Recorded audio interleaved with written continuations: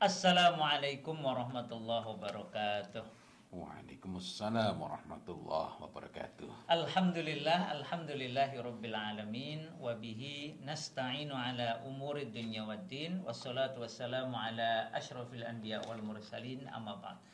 Alhamdulillah, berbahagia sekali pada kesempatan kali ini kita melanjutkan perbincangan kita tentang parenting maqdisiyah yang memulai pembahasan baru, yaitu tentang begini seharusnya remaja kita. Insya Allah dalam sekian pertemuan mendatang, Ustadz Fadil Azim beserta kita semua dengan komunitas psikologi mengaji akan berbincang tentang bagaimana seharusnya mendidik remaja kita ini sehingga mereka menjadi remaja-remaja istimewa sebagaimana di zaman terbaik dari muslimin ini. Kita ke Ustadz Fadil Azim. Ustadz, sehat Ustadz? Alhamdulillah, Masya Allah. Alhamdulillah, senang sekali bisa bertemu, berjumpa lagi untuk membahas tema yang permintaannya sudah sangat banyak sebenarnya. Betul, tema betul. ini dari emak-emak, bahkan dari bapak-bapak, bahkan juga dari anak-anak mudanya sendiri. Tema tentang bagaimana kalau mereka yang pengennya gimana sebagai remaja menjadi remaja yang istimewa mengikuti para sahabat. Nah, dari golongan orang tua juga banyak yang menanyakan ini bagaimana menghadapi anak kami yang seperti ini, bagaimana menyiapkan anak kecil ini, anak-anak kami yang masih kecil besok ketika remaja itu menjadi istimewa. Gimana Ustaz? Dan memang ketika kita berbicara mengenai remaja, yang seharusnya kita pikirkan, kita lakukan adalah bagaimana menyiapkannya. Kenapa? Sebagaimana halnya tanaman, sebagaimana halnya kalau kita ini mau berternak, padahal ini lebih daripada sekedar itu semua. Maka kalau ingin hasilnya baik, ya dari awalnya, dari kecilnya, kita betul-betul perlu perhatikan. Bukan berarti kalau ada yang bermasalah lalu kita abaikan.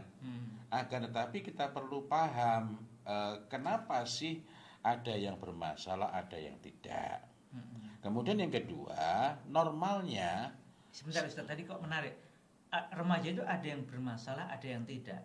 Loh, berarti pendapat sebagian pakar yang mengatakan bahwa remaja itu pasti bermasalah, masa storming and stress. Storm and stress itu kurang tepat atau tidak tepat? Kalau kurang itu berarti banyak tepatnya. Ini nggak tepat. Nggak tepat. Saya sengaja pada hari ini menggunakan buku-buku ini. Ini buku yang paling riang gembira, bahasanya sederhana, enak dibaca, colorful ya, berwarna, colorful, dan kita pelajari sambil leyeh-leyeh, sambil nyantai-nyantai pun enak ini. Di dalam buku Human Development yang terus oleh Diana Papalia and Selwyn Cosholz, mak ini berarti ini. Cuma edisi baru ini, bukan baru, maksudnya dibanding buku saya sebelumnya juga buku yang sama, Human Development. Ini sebenarnya edisi yang sudah agak lama, 11th edition ya. Tambah lagi dengan Ruth Daskin-Feldman. Nah, di buku ini kita menemukan bahwa ada remaja yang disebut sebagai remaja dengan identitas identity foreclosure. Sebenarnya akan sangat menarik kita berbicara karena kita judulnya saja parenting maqdisiyah, maka akan sangat menarik kalau kita berbicara dari sisi perspektif Islam, bagaimana Islam ini mengarahkan kita. Dan tentu saja kita harus berpegangan pada itu. Akan tetapi saya merasa perlu untuk berbicara secara psikologi. Nah, ini ada juga buku yang bagus ini, Handbook of Adolescent Psychology. Semacam kitab sucinya psikologi remaja gitu ya. Bukan kitab suci ya, tapi apa? Kitab induknya, kitab jadi induk. Turasnya mengenai psikologi remaja. Nah, kenapa saya memilih untuk berbicara mengenai psikologi, menggunakan acuan psikologi? Pertama, Islam itu tidak bertentangan dengan ilmu pengetahuan. Bukan berarti setiap kali datang orang mengatakan menurut penelitian terbaru, pasti Islam harus sesuai dengan itu. Tidak, melainkan ilmu pengetahuanlah yang dapat dikatakan ilmiah itu ketika dia bersesuaian dengan agama ini. Maksud saya demikian. ketika muncul riset, hasil-hasil riset, itu kita tidak bisa serta-merta mengatakan ini ilmiah. Walaupun 1000 manusia yang bergelar profesor sudah mengatakan ilmiah. Walaupun itu disebut juga riset ilmiah dengan standar ilmiah. Betul, betul. Contohnya klaim mengenai bahwa remaja itu adalah masa storm and stress. Kalau kita tengok buku yang pertama membahas itu kan judulnya Adolescence. Adolescence juga ya? Ya, Adolescence. Kalau ini adalah Handbook of Adolescent Psychology. Karena saya pernah melihat ada adolescence-nya Prof. Santrok ya? Santrok bukan, ya? Bukan yang Santrok berarti Bukan. ini? Bukan. John W. Santrok itu saya punya yang tahun 2001, kemudian punya juga edisi berikutnya. Artinya saya mengikuti itu. Dan sekaligus dari sini saya melihat bahwa enggak kok, dalam psikologi itu juga, kita juga menemukan bahwa remaja itu bukan masa krisis. Tapi kembali tadi bahwa Islam tidak bertentangan dengan ilmu pengetahuan bukan berarti ilmu pengetahuan itu menjadi acuan. Nah, contoh tadi mengenai buku Adolescence yang disebut oleh Grenfell Stanley Hall. Ini buku pertama dengan judul Adolescence. Buku pertama. Yang karena buku pertama itulah maka akhirnya mempengaruhi banyak muslimin di Timur Tengah. Sehingga akhirnya muncul istilah baru. Itu bukan istilah Islam, melainkan istilah Arab. Murahaqah. Fase marhalah murahaqah. Fase kebingungan, kegoncangan, kegalauan. Gitu. Itu kan bukan dari Islam. Dan itu sebenarnya overclimbing. Maksudnya yang dari Hall tadi. Grenfell Stanley Hall, ya. Overrated itu ya. Overrated itu berlebih-lebihan untuk membenarkan itu. Kenapa? Dari penelitian yang dilakukan oleh Stanley Hall sendiri, Grenfell Stanley Hall ini adalah pendiri APA. APA itu apa? American Psychological Association, Asosiasi Psikologi Amerika. Luar biasa ya. Ini kan asosiasi psikolog pertama di Amerika. Dan dia seorang Zionis.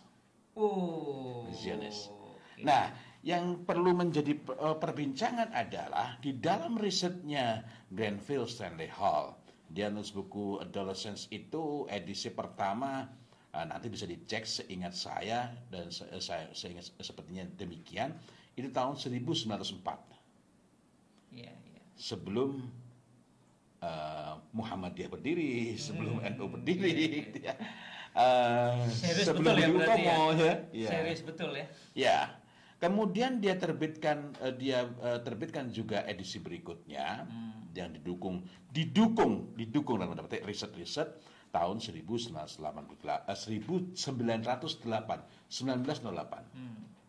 Nah, di dalam buku itu Grenfell Stanley Hall mengatakan bahwa remaja adalah masa storm and stress, masa krisis identitas, identity crisis. Unfortunately, klaim itu tidak didukung oleh riset, karena seluruh riset yang dilakukan oleh Grenfell Stanley Hall yang mengalami krisis identitas itu maksimal hanya 20%.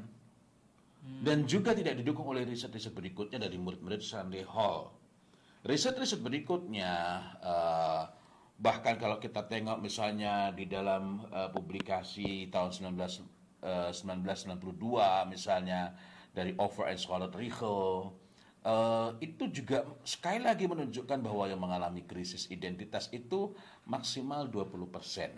Tentu saja ini bukan angka mati. Maksudnya bukan angka mati adalah sangat dimungkinkan terjadi di suatu tempat, suatu daerah, satu wilayah itu yang mengalami krisis identitas itu lebih banyak. Sebagaimana dimungkinkan bahwa di tempat itu hampir-hampir tidak ada yang mengalami krisis sama sekali. Artinya 20% itu bukan kemutlakan. Akan tetapi ketika itu, ketika Grenfell Stanley Hall menulis, kemudian melakukan riset, dan ternyata hasilnya maksimal hanya 20% yang mengalami krisis, biidznillah yang mengalami krisis itu kok rasnya sama dengan Stanley Hall. Yahudi. Nah, jadi harusnya kan ditelusur ada apa yang lain nggak krisis kok dia krisis, itu kan. Tetapi ini watak Yahudi, ya kemudian yang benar itu yang error itu. Artinya ini bahkan dari riset pencetus teorinya sendiri, riset Stanley Hall sendiri, yang mengalami krisis itu hanya maksimal 20%. Maksimal 20%. Dengan ras tertentu tadi ya. Dan itu ternyata lagi-lagi ketika diriset, yang mengalami krisis saat itu adalah orang-orang dengan ras yang sama dengan Stanley Hall. Nah, mestinya kan perlu diberi penjelasan. Ini krisis terjadi pada ras ini karena, nah ini yang kemudian ditelusuri lebih lanjut, enabling factor-nya apa? Faktor yang menjadikannya kayak gitu. Dan yang lain enggak, itu kenapa? Itu satu sisi. Dan kalau mengambil kurva normal, berarti harusnya mengatakan bahwa remaja bukan masa krisis. Normalnya remaja tidak mengalami krisis. Ya, yang mengalami krisis cuma 20%, yakni orang yang rasanya sama dengan saya, kan gitu harusnya. Kalau dia fair. Betul. Nah, karena itulah walaupun tadi saya mengatakan bahwa remaja, saya mengatakan Islam itu sudah ilmu pengetahuan, tetapi yang dianggap ilmiah itu, yang dianggap ilmu pengetahuan, bahkan di hadapan ilmu pengetahuan sendiri, kaidah-kaidah keilmuan sendiri belum tentu lolos. Nah, menarik misalnya kalau kita memperhatikan laporan yang dilakukan, laporan dari Nayal dan Al-Atiyah. Ini ilmuwan dari risetnya di Qatar, bahwa remaja-remaja di Qatar sebelumnya tidak mengalami krisis identitas. Oh, menarik ini. Tetapi belakangan tahun 2011 ditemukan remaja-remaja di Qatar itu mulai mengalami krisis. It means that, itu artinya bahwa ada hal-hal yang perlu ditelusur. Ada apa di sana? Perubahan sosialkah? Atau perubahan sistem pendidikan-kah? Atau kedua-duanya? Atau apa lagi? Di antara perubahan sosial yang terjadi adalah semakin meningkatnya standar untuk memberikan mas kawin, mahar, sehingga semakin sulit dijangkau, gitu ya. Walaupun masyarakat di sana hidupnya sangat sejahtera, tetapi ini bukanlah sesuatu yang dengan mudah dapat kita katakan ini sebabnya, karena ada 3 isu utama berkenaan dengan remaja itu. Artinya 3 isu ini mempengaruhi seorang remaja akan mengalami krisis atau tidak. Dan karena itu kitalah para orang tua ini, termasuk nanti guru-guru, yang perlu memikirkan, perlu menyiapkan agar anak-anak remaja kita itu tidak perlu mengalami krisis, karena 3 isu utama ini sudah clear semua. 3 isu utama ya? 3 isu utama. Artinya kalau remaja ini bisa menangani 3 isu ini, dia berhasil, tidak krisis. Tapi kalau atau mungkin bukan menangani gitu. Apa itu? Menangani kan berarti sudah ada masalah gitu ya. Nanti kalau sudah ada masalah ya perlu kita tangani. Tetapi bahwa mereka ini memang tidak perlu mengalami krisis karena sudah jelas apa yang mau dilakukan. Krisis ini sebenarnya maksudnya apa nih, Ustaz? Kok remaja disebut krisis identitas itu? Krisis itu sebenarnya namanya krisis berarti kondisi yang tidak sehat ya. Kondisi yang identitasnya tidak sehat berarti kalau krisis identitas. Ya, kalau misalnya krisis kesehatan berarti kan agak mengkhawatirkan. Ya, wah lagi krisis, kenapa? Ini kesehatan hidungnya lagi krisis, ada apa?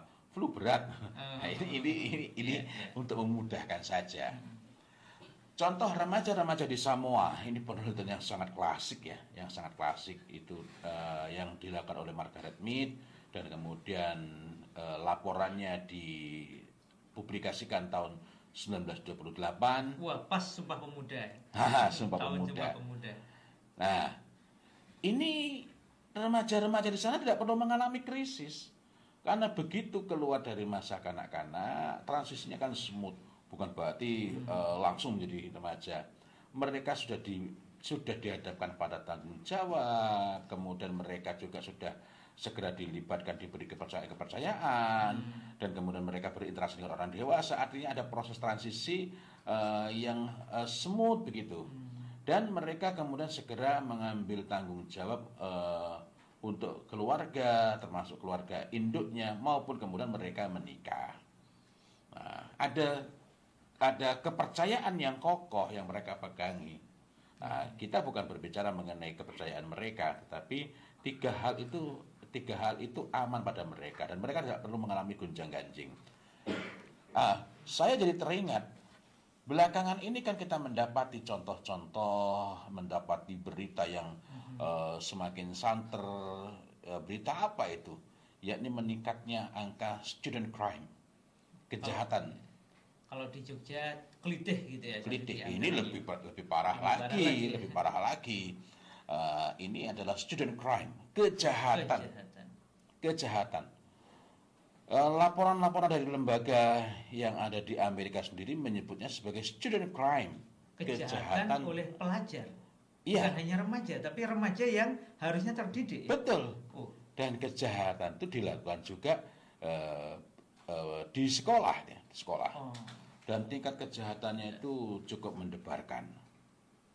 Nah, ini mengkhawatirkan sampai kepada pembunuhan bersenjata, kemudian kejahatan seksual dan lain-lain. Nah, siapa pelakunya?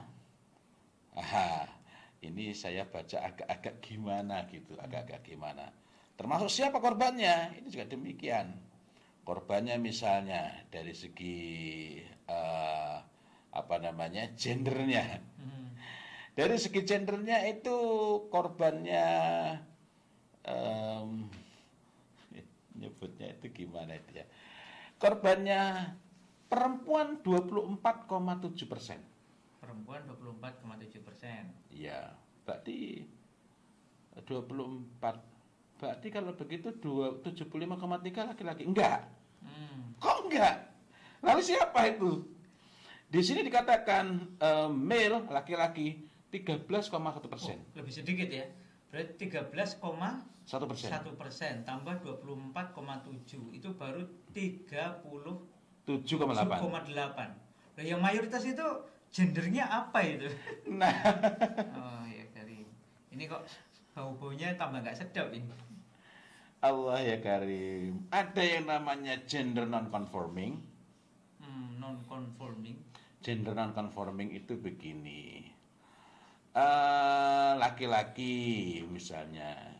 Ya, saya sih laki-laki, tapi saya boleh dong pakai rok.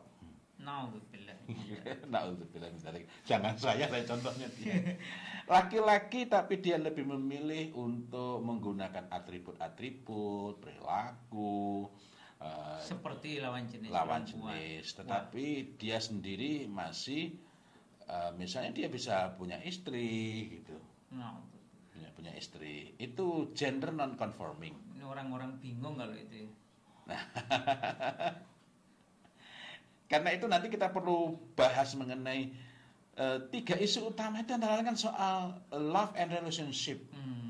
Dan love and relationship itu basis awalnya adalah kamu itu laki-laki perempuan. Nah, kemudian yang kedua adalah gender queer.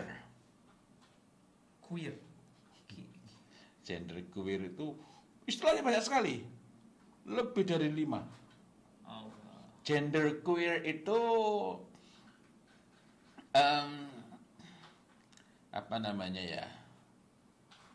istilahnya itu binary, non binary.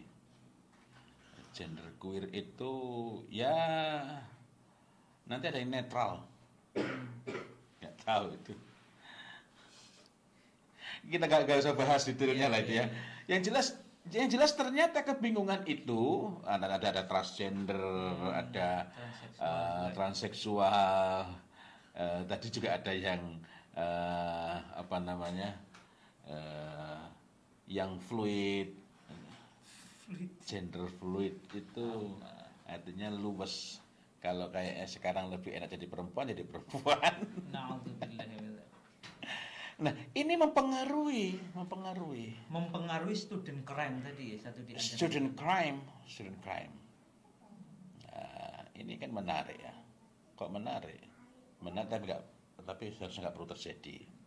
Nah, lalu tadi kita sempat bahas mengenai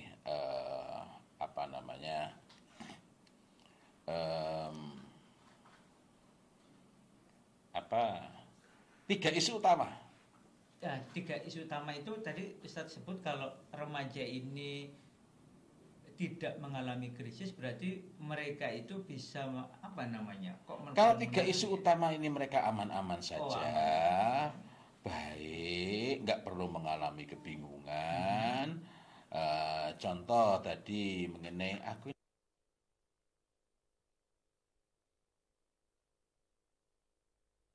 dia berarti lewat satu krisis. Gitu. ya, dan kemudian belum selesai ini.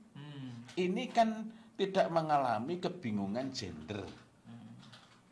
Dan dia memang diperlakukan, diarahkan sesuai dengan gendernya. Yang sekarang beda lagi. Oh no, it's the sex. Ada orang yang seksualitinya laki-laki, tapi gender identity-nya perempuan. Ini problem. Tapi kembali lagi ke sini. Jadi memang diperlakukan dari awal. Sehingga jangan sampai mengatakan ketika ada anak laki-laki kok cakep kok kasih coba kasih jilbab, cantik. Itu perusakan terhadap alfitrah pada anak-anak itu. Dan di atas sebab anak-anak itu mengalami situasi tadi transgender ataukah tadi gender queer ataukah tadi gender non conforming, itu karena perlakuan yang salah dari orang tua dan tidak dengan tegas mengarahkan ke sana. Atau misalnya kadang orang mengatakan, wah iya jadi wong lanang ki enak, jadi laki-laki enak, jadi perempuan tuh berat. Anak perempuan bisa bisa merasakan wah nggak enak ya jadi perempuan. Padahal tiap-tiap kita itu ada takarannya sendiri, berat ringannya itu ada sendiri. Ar-rijalu qawwamuna 'alan nisa, betul. Bukan berarti lalu dengan demikian laki-laki riang gembira tanpa masalah. Masing-masing itu sesuai dengan kadarnya dan ini perlu dikelirkan, perlu disampaikan, perlu dididikkan kepada anak-anak itu ya. Anak-anak. Nah, ini perlu betul-betul dikokohkan. Kemudian masih berkenaan dengan gender itu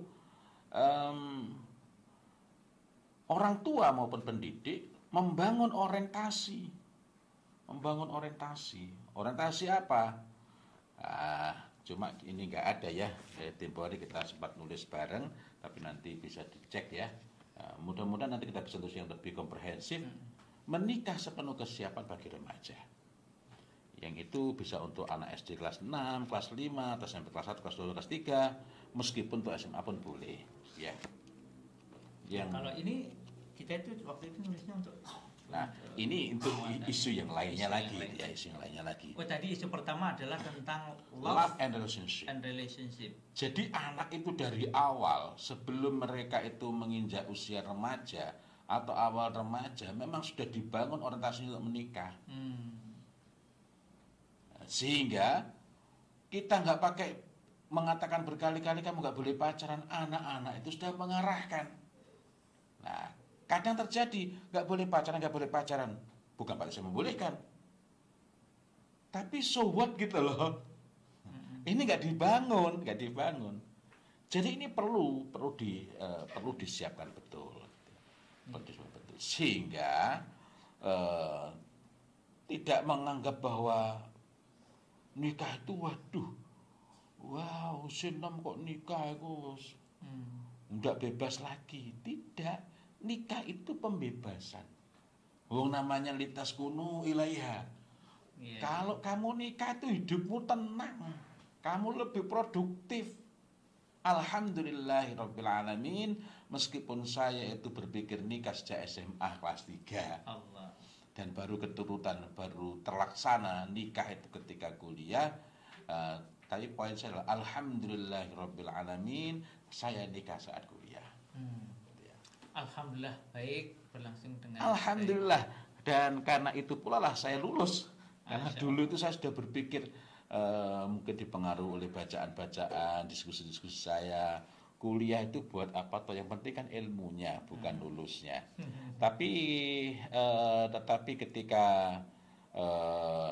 nikah akhirnya istri saya yang mendorong saya untuk lulus. Kemudian isu yang kedua adalah berkenaan dengan pekerjaan. Pekerjaan. Ya, pekerjaan di masa yang akan datang. Pekerjaan itu berarti ya pengusaha juga pekerjaan ya?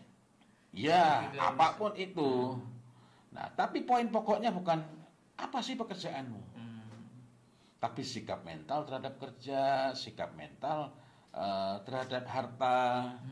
Dan agama ini telah memberikan tuntunan yang Masya Allah. Di antaranya, kalau kita ini ingin rezeki kita barokah, maka hendaklah kita upayakan, kita kejar, kita cari dengan sahawatin nafs. Sederhana dalam berharap, tetapi dia all out bersungguh-sungguh, melakukan dengan sebaik-baiknya dalam urusan kinerjanya. Di sahawatin nafs. Sementara sebaliknya, kalau orang itu mendapatkan harta dengan israfin nafs, dengan banyak ngarep gimana caranya agar kerja atau usaha atau dalam melaksanakan tanggung jawab itu paling enteng, seringan-ringannya, dapat hasil sebesar-besarnya gitu. Nah, ini mungkin masih agak bingung ya, pantasanlah enggak barokah. Tapi bahkan misalnya ketika ada orang memberikan hadiah itu enggak minta. Hadiah itu enggak minta. Tapi kok kita itu jatuh pada ngarep banget. Wah, ya harus bagi-bagi nih, mau bagi-bagi, mau saya dikasih yang paling sip. Kita nggak menyampaikan, kita nggak mengemukakan, kita dikasih nggak barokah. Meskipun hanya dalam hati tadi, ngarepnya pol, kita nggak nyampaikan, kita dikasih. Itu kan halal statusnya, tapi nggak barokah.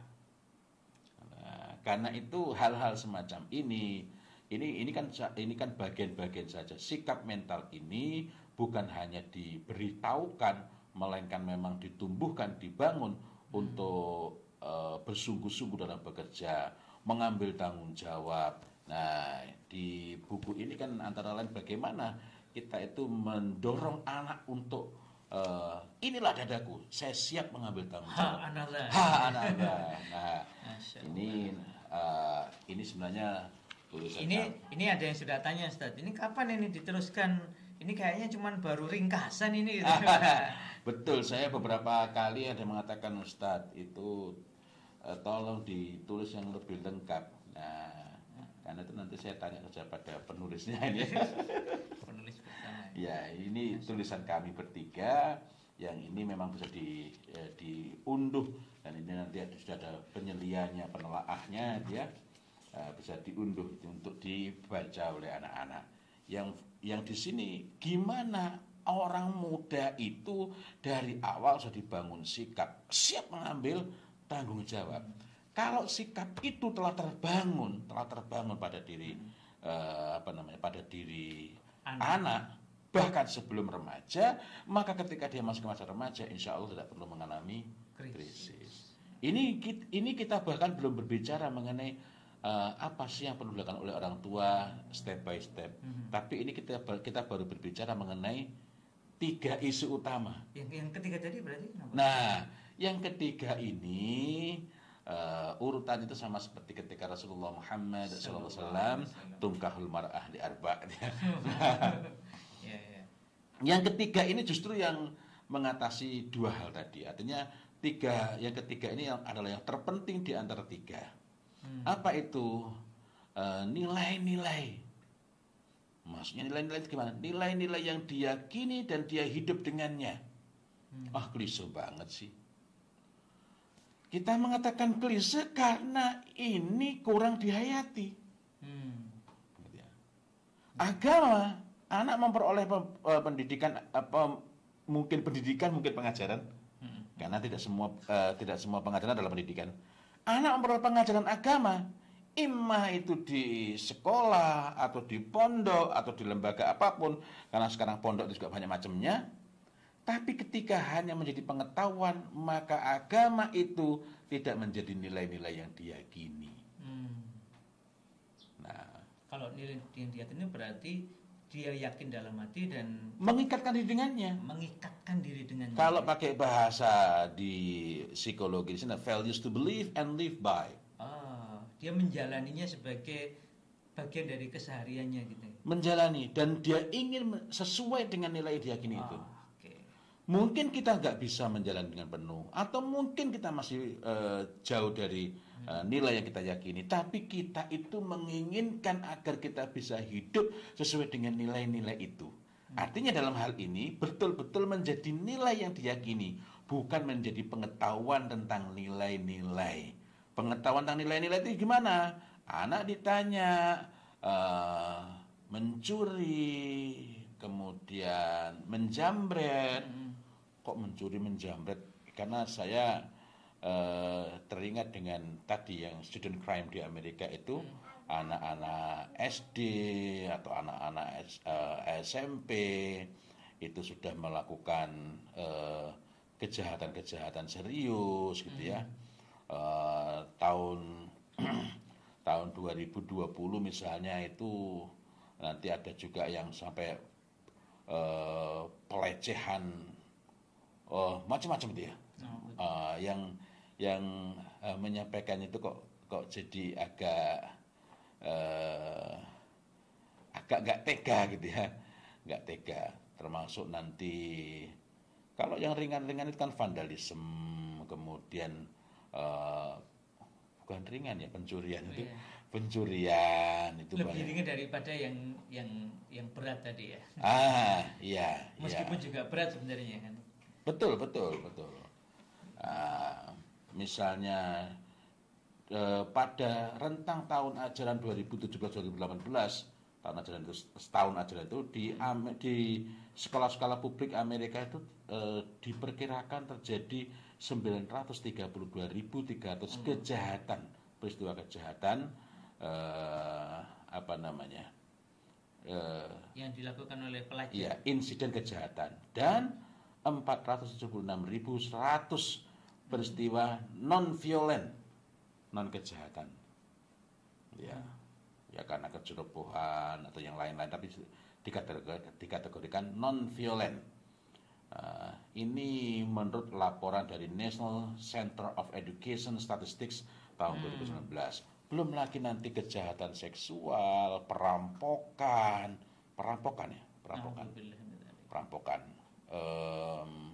Kemudian nanti ada lagi penjambretan, kemudian nanti ada peristiwa-peristiwa penembakan dan sebagainya sampai ke sini ya. Jadi wajar kalau ada sebagian film kejahatan yang di Amerika malah menjadi baik tontonan box office ya.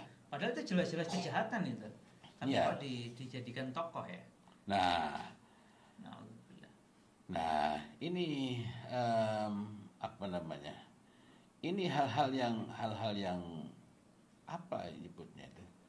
Hal-hal yang bikin miris, mengerikan. Lebih ngeri lagi ketika itu justru menjadi model yang dibangga-banggakan niru. Nah, tapi poinnya berkenaan dengan perbincangan kita adalah, jadi ini harus ada proses untuk betul-betul kita berusaha menghayati sehingga ada usaha yang jelas untuk menjadikan agama ini sebagai nilai-nilai yang diyakini, dan anak itu berusaha, berkeinginan, berkomitmen untuk hidup dengan nilai-nilai agama itu. Berusaha, berkomitmen untuk hidup dengan nilai-nilai agama itu artinya boleh jadi sebagaimana kita sendiri mungkin masih jauh, tapi kita berkeinginan untuk suatu saat pingin kayak ini, pingin seperti ini. Nah, karena itu perlu proses penanaman iman yang benar, kemudian ada idealisasi, bukan idolatri, bukan idola-idola. Kita menampilkan sosok Ibnu Abbas radhiyallahu anhuma, Ibnu Umar radhiyallahu anhuma, Ali bin Abi Thalib radhiyallahu an, dan masih sangat banyak lagi lainnya. Itu kita takzim, kita hormat, kita memuliakan mereka semua. Tetapi yang paling penting ini adalah apa? Values to believe and live by. Nilai-nilai yang diyakini dan hidup dengannya itu yang ditanamkan. Melalui cerita, kisah-kisah orang. Melalui cerita maupun kisah-kisah itu penguatnya. Tapi hal pokoknya adalah menanamkannya dengan kalimat-kalimat perintah maupun kalimat-kalimat larangan, kemudian menyertai dengan ilmu. Jika tidak, maka ini hanya akan menjadi pengetahuan saja gitu. Masya Allah, Masya Allah. Alhamdulillah. Ya, Pokoknya tadi belum menggali kalau dari Islam, dari Quran dan hadis, apa istilah remaja yang Iya, seharusnya itu tadi? padahal Masya Allah ada istilah yang saya sedianya ingin membahas itu juga ya. Mungkin pertemuan selanjutnya. Insya Allah. Ya. Tapi paling tidak kita sebutkan Ya. sebagian agar orang tidak mengalami kebingungan. Loh, kan remaja itu nggak ada dalam Islam. Iya, saya ingat Ya. ada buku yang menerjemahkan dengan agak ceroboh gitu ya. Nah, Seakan-akan istilah yang jelek itu remaja, istilah yang baik itu pemuda. ya, padahal kita ini perlu sederhananya begini. Di dalam agama kita itu banyak sekali istilah dan tidak bisa serta-merta kita alihkan ke bahasa yang lain. Sementara yang diterjemahkan sebagai remaja di dalam sebagian tulisan atau dalam sebuah buku itu dari kata-kata murahiq atau fasenya adalah marhalah murahaqah. Fase murahaqah yang itu bukan istilah agama. Sementara tadi ketika kita berbicara remaja itu by psikologi, menurut psikologi pun seharusnya kalau kita mau membaca dengan teliti, dengan cermat dan kepala kita itu tidak tunduk ke psikologi apa tokoh-tokohnya, malah kita menelaah dengan tenang dan gagah. Karena ada juga. Nah, kita akan menemukan misalnya di buku ini ada Identity Foreclosure. Identity foreclosure tadi adalah remaja yang tidak mengalami krisis. Tidak mengalami krisis. Insya Allah pada kesempatan lain kita akan membicarakan bedanya dengan identity foreclosed itu apa? Foreclose. Foreclosed. Tadi foreclosure, ada foreclosed. Foreclosure dengan forecloset gitu. Iya. Nah, Masya Allah. artinya ini juga bukan bersikap nyinyir, bukan Iya, bersikap skeptis terhadap psikologi, tapi juga bukan bersikap kemudian Munduk-munduk itu. wah ini dalam psikologi, lalu kita cari-cari, kita cari-cari sehingga agama hanya sebagai stempel. Alhamdulillah. Masya Allah. Alhamdulillah, Bapak Ibu sekalian, para pendidik juga, kita tadi sudah menyimak begini seharusnya remaja kita. Part pertama yaitu membahas tentang identity foreclosure, bukan identity foreclose. Insya Allah di pertemuan berikutnya kita akan membahas termasuk istilah-istilah kunci di dalam agama kita ini dan bagaimana kemudian membekali mendidik para remaja kita ini agar mereka betul-betul bisa menjadi generasi yang dibanggakan, generasi yang mencintai Allah dan Allah meridhai mereka semua. Insya Allah di kesempatan berikutnya. Bagi Anda yang hendak bertanya bisa meninggalkan pertanyaan di kolom komentar atau juga bisa nanti tengok Telegram kanalnya Ustadz Fauzil Azim. Nama Telegram kanalnya Garasi parenting ya, atau nanti bisa di Instagram beliau maupun di Facebook beliau. Insyaallah. Dan insya Allah juga sebagai nanti mungkin kita akan upayakan untuk bahas di YouTube. Oh iya. Ya, pendek-pendek sebelum kita ada lanjutan acara ini. Insya Allah. Insya Allah. Alhamdulillah, demikian. Mohon maaf atas segala kekurangan. Terima kasih atas segala perhatian. Semoga Allah Ta'ala ridhai kita semua dan bantu kita untuk menetapi jalan Allah yang diridhai Allah Ta'ala ini hingga akhir hayat kita. Salam untuk keluarga semuanya di rumah, termasuk salam untuk anak-anak remaja kita yang Bapak Ibu yang memiliki anak-anak remaja. Salam dari kami untuk mereka semua. Insya Allah semoga kita bisa bertemu bukan hanya di dunia, tetapi insya Allah kita besok bisa berkumpul di surga yang mengalir di bawahnya sungai-sungai. Wabillahi taufiq wal hidayah. Wassalamualaikum warahmatullahi wabarakatuh. Waalaikumsalam warahmatullahi wabarakatuh.